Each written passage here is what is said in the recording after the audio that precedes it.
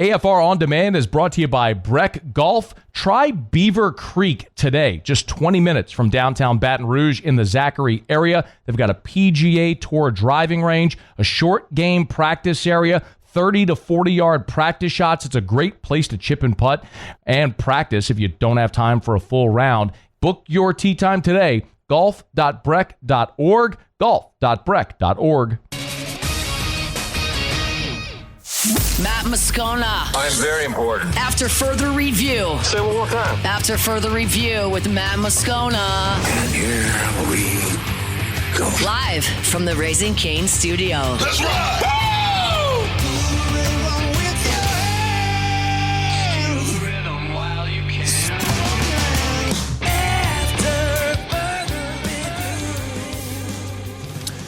And off we go. Welcome aboard. Glad you're with us. It's AFR presented by Decision Critical Concierge Nursing. Not today in the Raising Cane studio. On the road once again. We're at Court to Table on Burbank in Baton Rouge. Thrilled to be here in advance of LSU Alabama this weekend. Great spot to come watch the game this weekend. And very pleased to have Gordon McKernan on site with us in hour number 3. So straight up 5 o'clock Central. Boy, do we have a lot to talk about with G, from Brian Kelly's firing to Scott Woodward being on the ouster to what happened last week with the governor to now having a new president, and now Verge Ausberry wasn't, is again in the full-time. Ton to do, and Gordon will be here with us in hour number 3. But let us begin as we do every single day. It's time to pop the top on another edition of AFR with Bud Light. Drink easy. Okay. So LSU has its athletic director. Yes, for real, for real this time. This has been a topsy-turvy 10 days. As crazy maybe as I've been a part of in my entire time covering LSU.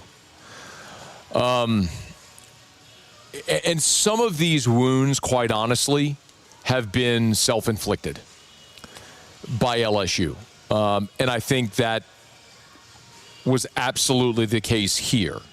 Now, the most important thing, as of this very moment, is that we have clarity and finality that Verge Ausberry is LSU's athletic director.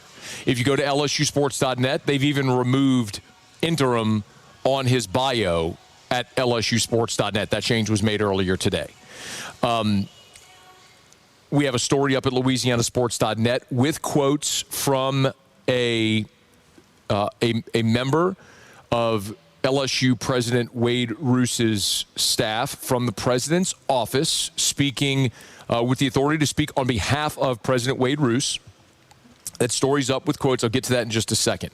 But the most important thing, there's 2 things of this that are the most important. 1, LSU has its athletic director. It's Verge Ausberry. Period. Full stop. That's 1. 2, I think Dr. Roos showed a tremendous amount of humility.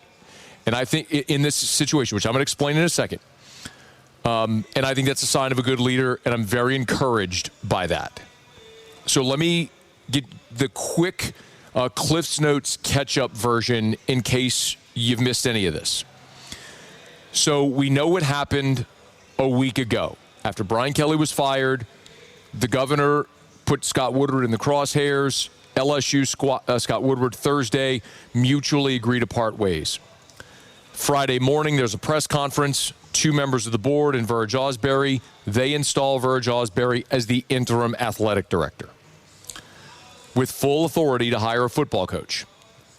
Tuesday rolls along of this week, just 48 hours ago, and LSU announces Dr. Wade Roos as the new president of the LSU system. That happened shortly after lunch on Tuesday. There was a reception Tuesday at 5 o'clock in the Stadium Club, I believe it was actually West Stadium Club, in Tiger Stadium, for Dr. Roos. At that reception, the word starts to spread, and as soon as I got off the air, I got a phone call that Dr. Roos had made the decision to drop the interim tag from Verge Ausberry's title. that he was not going to be the interim AD. He was the athletic director. So that news spreads. About 12 hours later, roughly, maybe a little more than that, Dr. Roos on Wednesday is at an event in New Orleans at UNO. He finds himself being not in a public setting, not like a press conference setting, as I understand it, in a private one-on-one, like off to the side. He was approached by a reporter from the Louisiana Illuminator, and Piper Hutchinson is the reporter's name. She asked Wade Roos the question about Verge Ausberry and dropping the interim, and that's when he gave sort of the now infamous line when he says, "I'll remove the interim title, and then we'll assess the situation. I can't make a very good decision being on the job 8 hours." So it looked like he had walked back. It looked like he had walked back that decision to drop the interim and make Verge Ausberry the full-time athletic director. There was a lot of semantics. What's the difference between permanent and full-time? Or what? The bottom line is, I came away from that saying one of two things is the case here.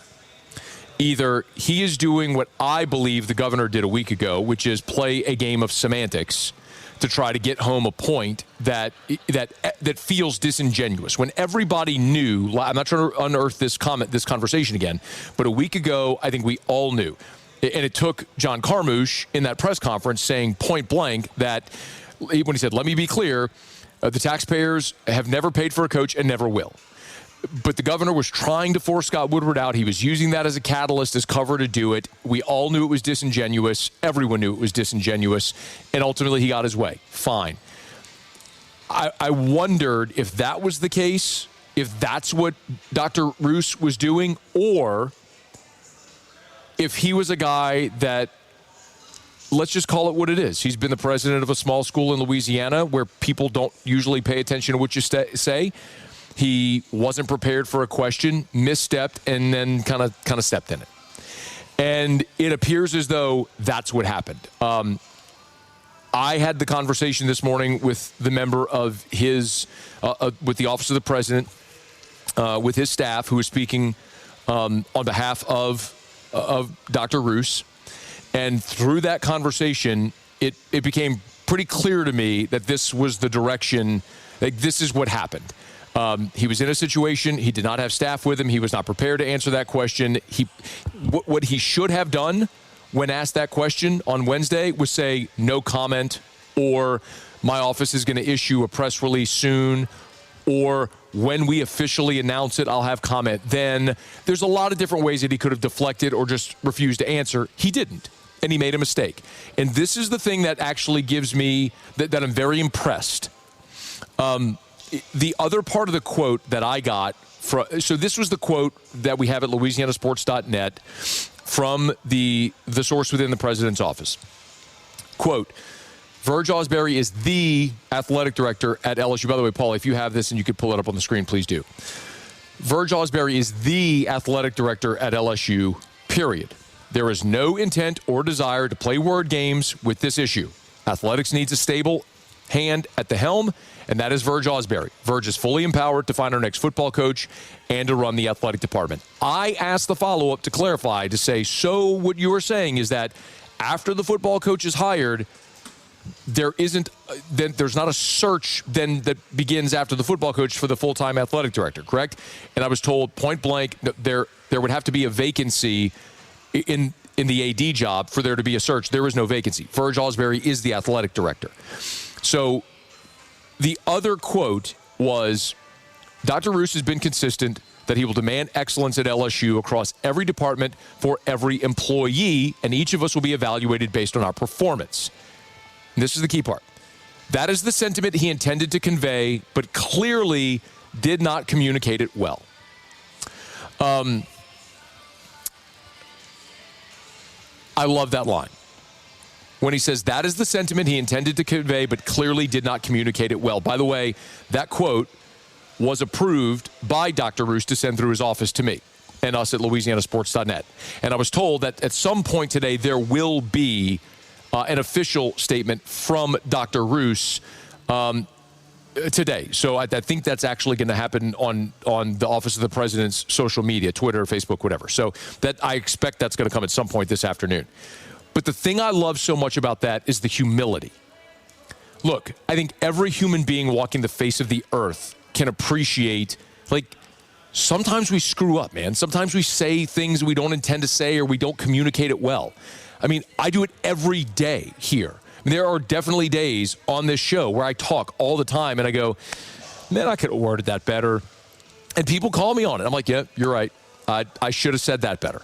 I mean, hell, I put out a tweet on the Monday after Frank was the interim talking about Alex Atkins and Tim Rattay and play call, and I worded it horribly. It was my fault. Like, I did a very poor job wording a tweet about who was going to call plays and all that. I had to, I deleted it, said, let me clarify my previous tweet. It's my fault. Like, I screwed up and I just worded it very poorly.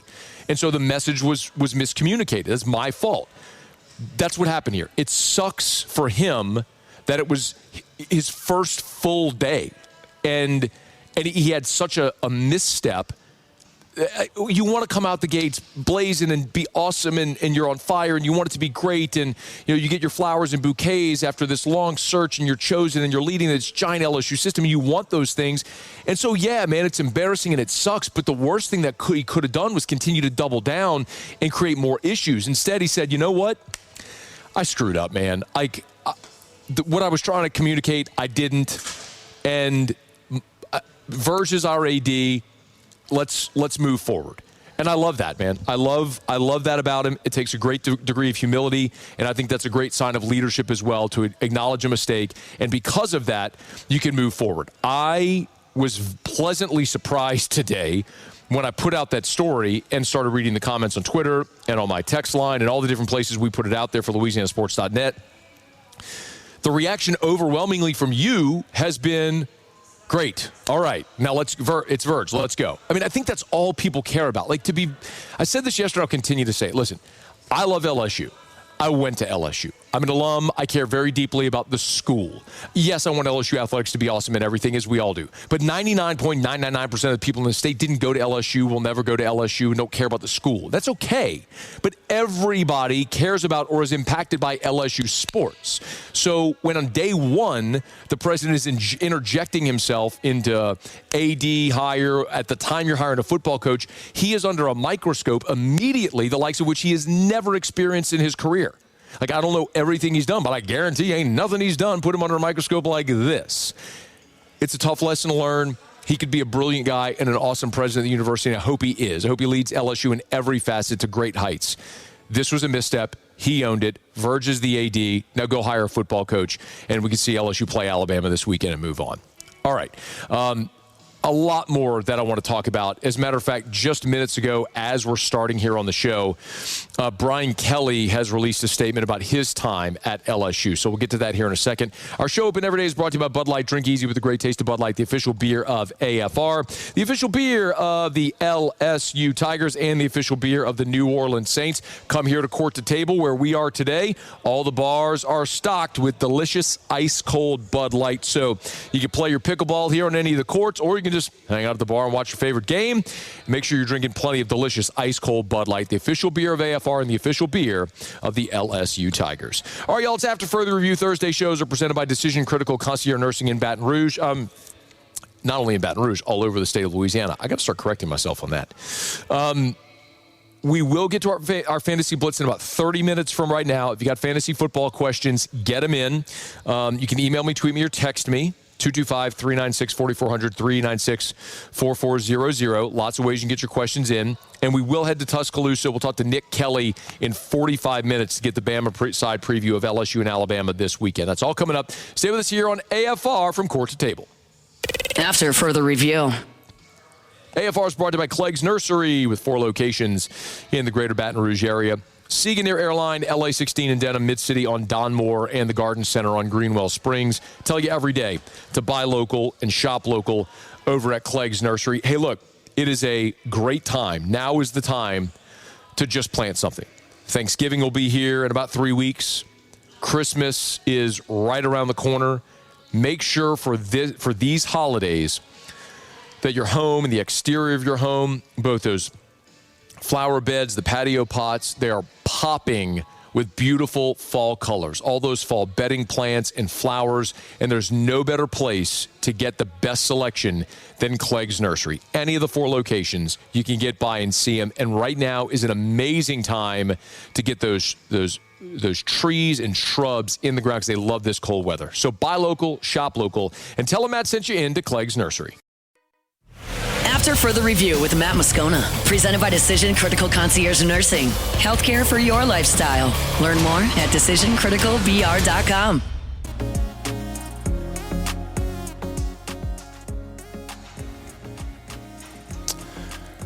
Brian Kelly, for the first time since being fired 2 Sundays ago, has spoken out publicly. Now, a day ago, the email that he sent to a handful of LSU administrators at the time, Scott Woodward, Verge Ausberry, Julie Cromer, Austin Thomas, that email went public via Freedom of Information Records request. I believe WAFB had it first. But this is the first time that Brian Kelly has issued a statement or said something publicly since his firing. I'll go ahead and read the statement for you. And Paul, if you have it, if you could put it on the screen, that'd be great. He wrote, "Dear Tiger fans, moving to Baton Rouge 4 years ago, my family and I were clear. There would be no halfway. We would be all in for LSU and for Louisiana.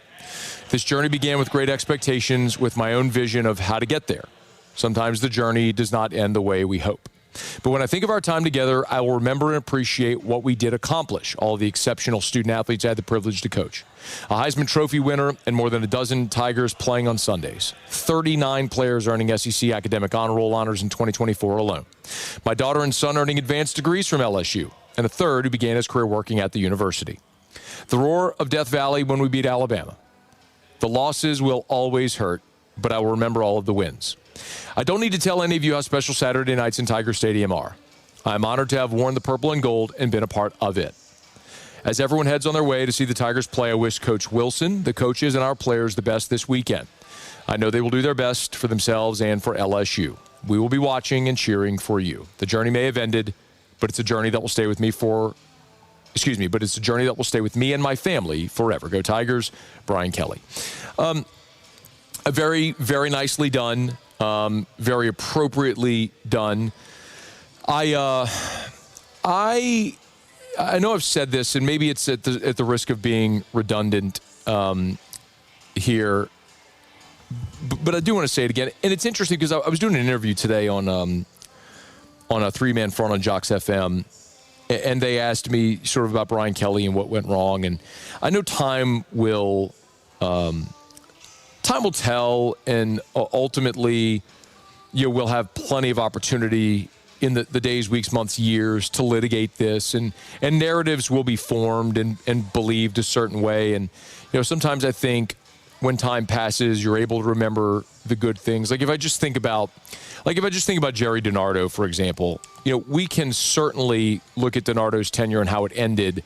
And it was bad at the end. I mean, 4-7 in 1998, then the 3-win team in 1999. He was fired after the loss to Houston. It ended badly. Most of the time when a coach is fired, they're fired because it's going badly. But I think you can also, as time passes, remove yourself and look at some of the positive things. And again, I don't anticipate here that many will do that today. But, when I think about Jerry DiNardo, he inherited an LSU program that was amid 6 straight losing seasons. And in year 1, bring back the magic. Went to a bowl game. Kevin Falk comes in. The white jerseys at home, beating Auburn 12-6. I mean, it was, there were great moments. In 1996, they went to the Peach Bowl, beat Clemson 10-7. They won 10 games that year. I mean, 97, you beat number 1 Florida. There were good moments, and it was an important moment in time in the program. And I think as time evolves, we can think back and remember those things. It's hard in the moment. I think the same is true with Kelly. And I keep getting asked, what went wrong. And I think what he says there is it probably speaks to it a bit. He says, the journey began with great expectations, with my own vision of how to get there. Sometimes the journey does not end the way we hope. And I think that is the difference. I think that is the line baked in there. And at some point, Brian Kelly will speak publicly, and there will be more on the record and all these sorts of things. But, I think Brian Kelly came here, and we lose sight of this sometimes, when he showed up in late 2021, in December of 2021, NIL was 6 months old. I mean, that was the point in time where it seems like ancient history now. But remember, it was a big deal when Gordon McKernan did the NIL deal with Kayshon Boutte to keep him from going to Alabama. I mean, that was our first real awareness of NIL. And then over the last 4 years, that has evolved so dramatically. And I think the way Brian Kelly was accustomed to building rosters and building programs evolved in that era. And I think that's a big part of the reason why and it's ultimately his responsibility, but his methodology, or as he put it, his vision of how to get there was a certain way when he arrived, and the landscape changed. And I don't think he ever found the steady water. 23, your offense was outstanding. You had the worst defense in the history of the program. In 2024, you bring in Blake Baker. You steady the defense. It's not great, but it was better. And then this year you go but you went so light on the portal and an NIL in your roster a year ago. Then this year, of course, you went all in on the roster, which was a great deviation from what he had done in the past.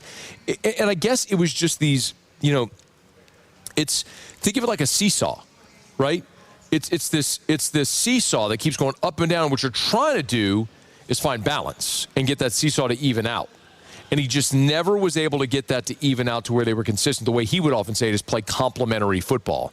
They were never able to quite do that during his time in Baton Rouge. And it's unfortunate for that. So I'm going to say again the thing that I said the day Brian Kelly was fired. I know what the public perception is of Brian Kelly, and nothing I say is going to change that. I know that there are people who think he's surly, he's a jerk, people don't like him, coaches don't like him, players don't like him, all that's, I know that's the perception. People make fun of the family thing and the taking the pictures with the photos on the spinning camera. I know it. Like everybody, that is, people have made up their minds about him, and so then it becomes confirmation bias. You just look for things like that to continue stacking bricks as you're building that narrative. I can only tell you my personal experience was I enjoyed covering Brian Kelly when he was at LSU. He was honest. He was accessible. I think he was forthright. He was professional. I mean, a lot of things that other coaches in this program, not just in football, but everywhere, aren't. And I'll remind you also, somehow this keeps getting forgotten for people who say that he wasn't all in. The man donated $1 million of his own money to try to build this roster into a championship roster. So I'll push back against that notion that he wasn't all in or he wasn't committed or whatever the case may be. I just think it's more a reality that he took the job when the college football landscape looked a certain way.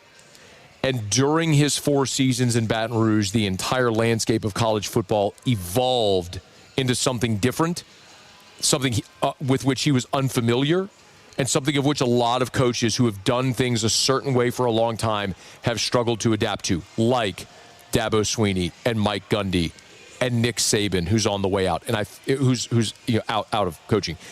And I think Brian Kelly's is in that number, in that mix of coaches who are very good at what they do and have been massively successful for a long time that have struggled in this era of how to find a way to win, which is why, as we talk about LSU hiring the next coach, my opinion, tone, tenor is dramatically different than it's been the last 2 times LSU hired a coach. My opinion has always been, you are LSU. You have all the resources. There's no reason to take an unnecessary risk. People want your job. They'll line up to take it. Go hire a proven coach who knows how to win. Well, you just did that, and it didn't work. So find a coach now who knows how to win in this culture of college football. And that could be someone like John Summerall. It might be Frank Wilson. Let's see what the next month looks like. It could be Kelvin Shepard or Joe Brady. Or maybe it's someone like Dan Mullen, who was a great X&O coach, a brilliant offensive mind, great game caller as well, who hated recruiting. Well, guess what? Recruiting's done differently now. It's done with a checkbook. So that could work in this era. In any event, a nice statement by Brian Kelly. Time will pass, and we'll remember the Heisman Trophy. We'll remember the 2022 win over Alabama in overtime. We'll remember Ole Miss a season ago. We'll remember good things. Of course, the era will be marred with unfortunate losses as well and missed opportunities. But Brian Kelly with a statement there to LSU fans, his first public comments since being fired 2 Sundays ago. All right, it's After Further Review. We're glad to have you aboard with us here. We are brought to you by Our Lady of the Lake, championship health partner of LSU Athletics, OLOLRMC.com/LSU. That's the website where you can learn more about the partnership. OLOLRMC is in Regional Medical Center. OLOLRMC.com/LSU. They've done amazing NIL deals with LSU athletes. You see the commercials with Garrett Nussmeier or Bauer Sharp or Jack Pyburn or Harold Perkins. They've invested so much not only into their support of LSU athletics, but also of the LSU athletes, the LSU student body, and all of Louisiana and part of the multi-state health system as part of the Franciscan Missionaries of Our Lady Health System. If you want to learn more, OLOLRMC.com/LSU. Our Lady of the Lake and LSU. Together, we roar. Okay, it's After Further Review, presented by Decision Critical Concierge Nursing in Baton Rouge and all over Louisiana. We're at Court to Table on Burbank today. Y'all come on by, hang out. We're actually in the, what do they call this the court? We're in the court, where the room where all the courts are. That's where we are. They got an event in the Funky Pickle, the bar over there. So today we're where people play pickleball or drink beers or do whatever. Or listen to Scotty Doesn't Know, like me and Alondra were doing earlier. It was awesome. It was a jam. Scotty doesn't know. Scotty's got to go. All right, let me knock out a break, y'all. We'll come back. We'll go around the SEC, and then Darren Tietkin with our Fantasy Blitz in 15 minutes. Get your questions in. It's AFR. AFR. We're brought to you by the Watermark in the Renaissance. Watermark Downtown, Renaissance Southtown, 2 amazing hotel properties and the best places in town to host your event. Matt, what kind of event? Doesn't matter. Any kind of event. Watermark Renaissance. Watermark Downtown, Baton Rouge's premier hotel property, voted by you the best hotel in the best of 225. If you step foot for one moment, step literally 1 foot into Watermark Baton Rouge, and you will understand this is the picture of luxury. Maybe you have friends, family, clients, whatever, coming in town for one of the remaining 2 home football games around the holidays. Make sure they know to book at Watermark Baton Rouge. Stay downtown, enjoy the downtown lifestyle and restaurants and bars and everything that downtown has to offer. It's a quick jaunt into campus down Nicholson, or of course Renaissance Baton Rouge, which is right there on Bluebonnet across from the mall in Perkins Row. 13,000 square foot of meeting space, big enough to host any event you have. It's Watermark and Renaissance Baton Rouge. After Further Review with Matt Moscona, presented by Decision Critical Concierge Nursing. Healthcare for your lifestyle. Learn more at decisioncriticalbr.com.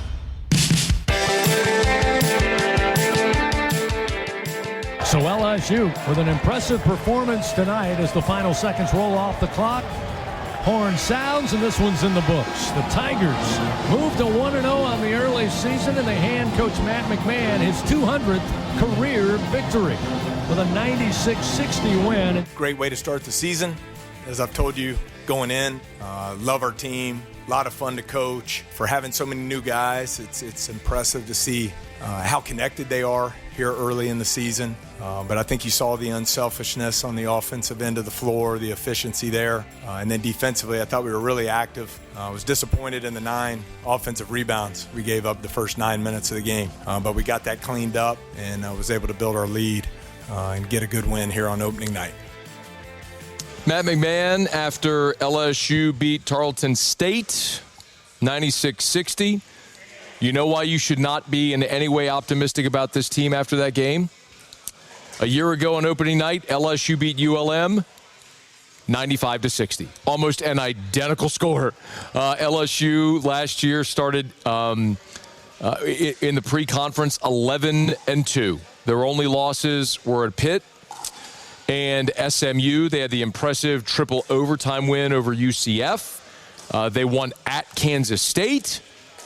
And then you might recall they got into conference and finished 3-15. So I do not care that they beat Tarleton State by 36 points yesterday. Well, let me rephrase. I do care because Jimmy Ott told you to lay the 15.5, and so we cashed that ticket. How you like that right there? Give our guy a ding. Love to hear that. All in, man. But it's similar. Listen, you've got a roster that you actually went and invested money in. You should be better. You've got a garbage pre-conference schedule. UNO, FIU, Alcorn, Omaha, Drake, at Boston College. You will play number 10 Texas Tech on December the 7th. You'll play SMU, then Southeastern, Prairie View, Southern Miss, and then you get into conference play. So you'll probably be staring at another 11-2 start, 11-1, whatever it'll be start. You'll beat up on a lot of bad teams, and then you're going to get into the toughest, deepest league in America, and we'll find out if this is actually a good basketball team. I'm pulling for Matt McMahon. I think he's a really good coach that works very hard. His success that preceded his time at LSU is undeniable. This is also the toughest league in America, the deepest, toughest league, where a 6-win team in this conference last year made the NCAA tournament. So find a way to more than double your SEC. You can have a losing record in conference. Get to 7-8 league wins, go 8-10 in the conference, you're in the NCAA tournament. And I think that should be doable. Like asking LSU to go 8-10 as a baseline expectation does not feel unrealistic. So, okay, blowout win over a bad team. They're going to have plenty more of those here over the next month and a half. But whenever they open up conference play against Vanderbilt, January the 10th, they open up against A&M January 3rd. Then we will have a much better sense of what this team will be. All right, it is After Further Review. We are presented by Decision Critical Concierge Nursing in Baton Rouge and all over Louisiana. They always say it's not just healthcare, it's healthcare for your lifestyle. Maybe, you just had a baby, you're coming home and you need to sleep at night. Well, their nurses can come stay with your infant overnight while mom and dad sleep so you can be more refreshed and rested.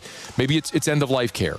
Their expertly trained nurses can help with that. I told you our experience. Drew needed some blood labs drawn. It is very difficult to try to draw blood labs on a special needs child that doesn't understand why you're restraining him. And so their nurses, Decision Critical nurses, came to our home at 9 p.m. to draw his blood and then raced. They had the lab stay open and raced out of our house to the lab to get them there so that we could spin the blood and run the labs. They are amazing. And by the way, if you're a physician and you do not know the services Decision Critical provides, you need to, because it would be so helpful to refer your patients to Decision Critical. So many physicians refer their patients to Decision Critical because even like post-op and surgery, their nurse can be there to get your post-operative instructions to help carry those out in the home to keep your patient out of the hospital and help healing and recovery. You got to learn more. DecisionCriticalBR.com, DecisionCriticalBR.com, DecisionCriticalBR.com. Title sponsor of our Thursday shows. We're here at Court to Table on Burbank right now. Muso. Let's go around the SEC. Hit it. Around the SEC, bringing you the biggest news from the nation's best conference. The Auburn Tigers. All right, DJ Durkin has announced that Auburn will stick with Ashton Daniels as their starting quarterback as they head to Nashville to face Vanderbilt. It'll be the second straight start for Daniels. Of course, he replaced Jackson Arnold 2 weeks ago in the win at Arkansas and then started the loss against Kentucky. Durkin of the decision said that Daniels gives Auburn their best chance at winning. Texas A&M! Scooby Williams ruled out for Texas A&M against Missouri. Of course, initially injured his ankle on an interception up at Notre Dame, was sidelined for a month, but then returned for the win against Arkansas and LSU. Now, after the bye week, he has popped up again on the injury report as out. 5 games so far this season, 18 tackles, a sack, a forced fumble, and, of course, that interception. The Florida Gators. Florida, this is tough for their receiving corps. Trey Wilson, he has been ruled out for the game against Kentucky. He was seen in a walking boot on Wednesday evening around the facility. There's been no comment from Florida on his status beyond the injury report. He stepped up in a big way in the cocktail party, 121 yards on 9 catches, and a 40-yard touchdown. Really couldn't come at a worse time for the Gators receiving corps. Remember, Dallas Wilson now out for the season. There's also 2 more receivers listed as questionable on the availability report. The Texas Longhorns. And a recruiting note, Dylan Berryman, defensive lineman out of Ouachita up in Monroe, has decommitted from Texas. North Louisiana native, originally pledged to the Longhorns on June 7th, choosing Texas over Purdue. 6'2", 325-pounder. 97th overall prospect in the country, 13th best defensive lineman, and the number 4 player in Louisiana. He will look elsewhere for his college career. That is Around the SEC. All right, glad to have you hanging out with us here. We're brought to you by Parish Restoration, parisrestoration.com. You know, it doesn't matter if it's your home or a place where we are like right now at Court to Table in the pickleball court. Any type of home, commercial building, they'll come by and spray their patented non-toxic dry fog treatment. My buddy Jim Woodworth, his whole career has been in remediation, disaster recovery. He was there for the recovery post 9/11. He made his way back down to the South after the BP oil spill 15 years ago, and now helping people in their homes and office buildings, churches, schools, doctors' offices every single day. Remember, patented non-toxic dry fog treatment there at Parish Restoration. Kill mold, remove odor, other harmful pathogens. It's Parish Restoration and parisrestoration.com. Get your quote online at parisrestoration.com. All right, y'all, glad to have you hanging out with us here on our, our Thursday edition. They're just words, Matt. Use them. Our Thursday edition of AFR, presented by Decision Critical Concierge Nursing. Muse told you about Dylan Berryman right there. I'd be interested to see if LSU can get back in the mix. Bo Davis was his primary recruiter. That's the defensive lineman from Ouachita up in Monroe, had been committed to Texas. He's 6'1.5", 330. He's a 4-star, ranked number 216 nationally. The top 10 player in the state of Louisiana. Purdue is now thought to be the lean. But we'll see if a big part of this would be who else can get in the mix for LSU, considering you don't know who the coach is going to be. That's the really tough part for LSU right now, is trying to make any headway on the roster for 2026. And this will be I get asked a lot about Frank Wilson, his opportunity to keep the job. Well, even if he doesn't keep the head coaching job, his opportunity to stay on as a member of the staff, I think, largely will depend on his ability to keep the 2026 roster together.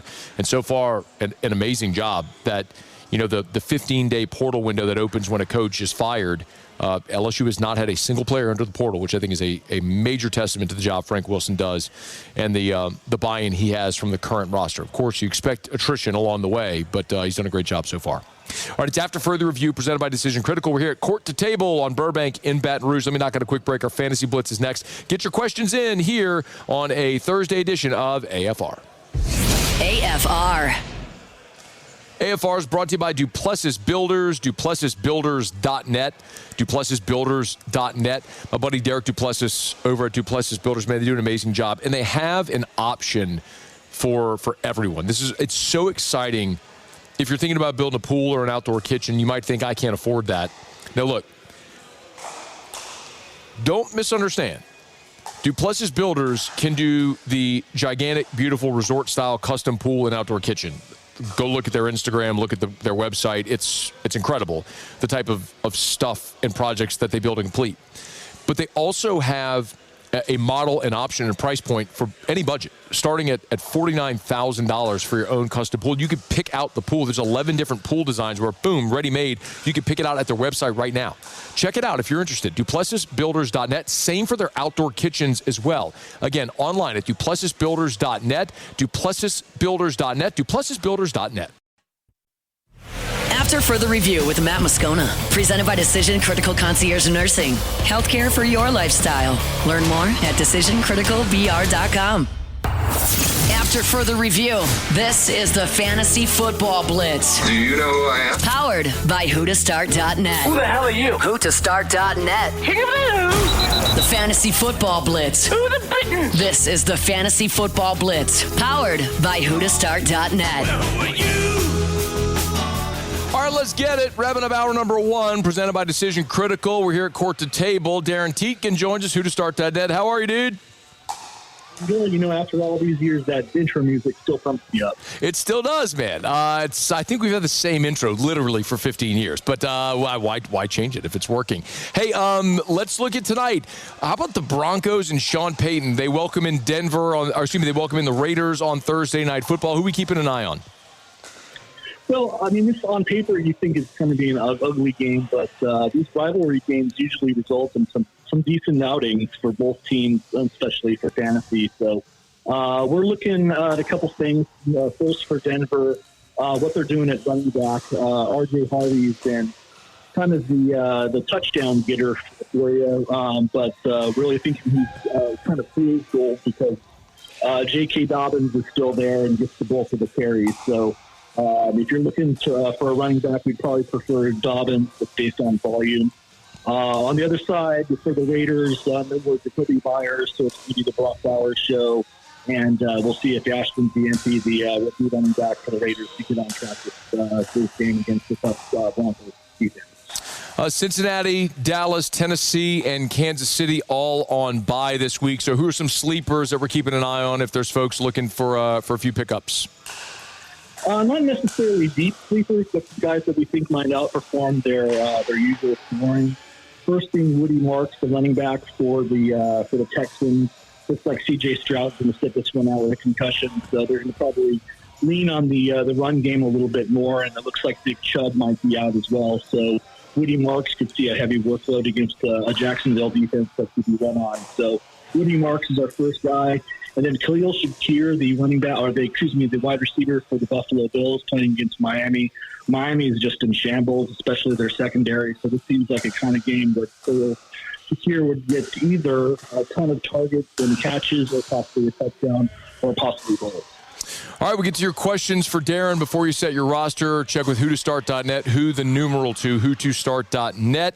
Remember, you can email us, tweet us, or text your question, 225-396-4400, 396-4400, 396-4400. Trey says, Darren, who to start in the flex? He's got Krosky Merritt, Christian Watson, and Josh Downs. Who to start? I don't want to rely on the Krosky, or as they call him, Bill. It's a messy situation there for the Commanders. I think you're going Josh Downs there. Seems like the kind of game that might be a little bit high scoring. Michael Pittman, also a great option for you at wide receiver from the Colts standpoint, but Downs should get enough points in the flex spot. Danny says who to start, Alvin Kamara or Aaron Jones? Aaron Jones came back and it looks like he got dinged up a little bit.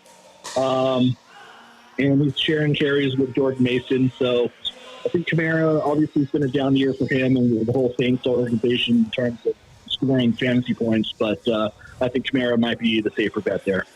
Corey says J.K. Dobbins, R.J. Harvey. Who to start? Yeah, kind of touched in that with the open there. Harvey only gets about 20 to 30% of the snap share, but somehow he's scoring all the red zone touchdowns. I think the safer bet is probably Dobbins. He's going to touch the ball 15 to 20 times. He doesn't catch the ball, but I think Dobbins is the safer running back to go with tonight. Donovan says Marcus Mariota or J.J. McCarthy. Who to start? That's not a great set of options. Right. I think McCarthy is starting to get his feet under him a little bit. Better matchup for him. I think I'm going McCarthy there, especially since Mariota is going to be without a lot of his main weapons. See if we can get a few more in here. Matthew, PPR League, he needs help. He's got Parker Washington or Alec Pierce. Who to start? I like Parker Washington, actually. It sounds like, Jacoby Myers can probably need a week or two to get acclimated to that offense. And Brian Thomas Jr. might actually be out for the Jaguars. So Parker Washington's been kind of a favorite target of Trevor Lawrence, and the matchup's pretty good. So I think I'm leaning towards Parker Washington there. Here's one from Chandler. Trey Tucker, Booty, or Mooney, who to start? I think you can Booty there. Like the matchup, Drake May's been looking his way, especially for touchdowns. Yeah, I'm thinking Booty there. Greg, who to start? Half a point PPR, Debo or Shaheed? Yeah, I'm gonna wait till Shaheed gets his feet under him on that Seattle offense. It might be a nice play down the road, but I think he's going the other way until Shaheed's more acclimated to the offense. Inside of a minute, I got two more. Dylan, who to start? Brian Thomas Jr. or Darius Slayton? Yeah, it's just going to depend on Thomas's health. If he practices tomorrow and looks like he's good to go, he's the better option. And then Cade has a quarterback question. Daniel Jones or J.J. McCarthy, who to start? Yeah, I'm going Jones there, just a better option. He's Darren Tietkin. Who2start.net, numeral 2, who2start.net. It's our Fantasy Blitz. You're the best. Thanks as always, man. We appreciate you.